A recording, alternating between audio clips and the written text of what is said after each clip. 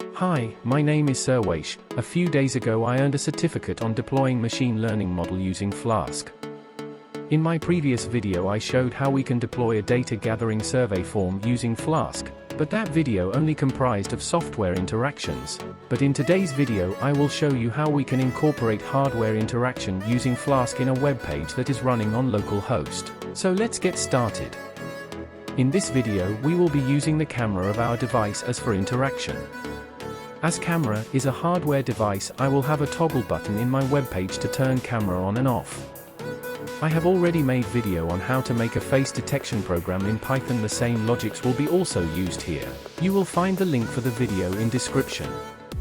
So we already know the file structure for our Flask project, a templates folder with index.html file in it and aapp.py file in project folder. This is the HTML code, pretty simple. This has heading on the top, an area to show the view of the camera and a button at the bottom to toggle camera on and off. Important part in HTML file is the JavaScript part that connects to our Python file to fetch the video output from camera, and draw a frame to show the output. Now here is the Python code. This used OpenCV library.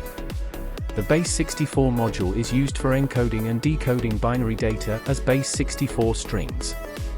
In this code, it is used to encode image frames from the camera stream as base64 strings. This encoding allows the image data to be transmitted over the network easily, especially when sending it over a WebSocket connection.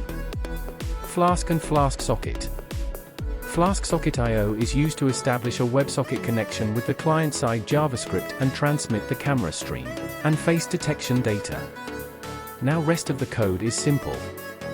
It initialize OpenCV library that connects to index.html file to transmit the output from the camera. Now let's run the Python file to initialize localhost environment. Here is the localhost environment. Initially, the camera is turned off, but if we click on the Turn Camera On button, we can see that the camera is on, and we can see the live preview. For first time you might need to allow camera permission to the browser. If after clicking on the button, camera is not opened, wait for few seconds, otherwise check if camera is working or not. In my device I have a light indication near camera that indicates whether camera is in use or not. You might need to employ other methods to check the problem with camera.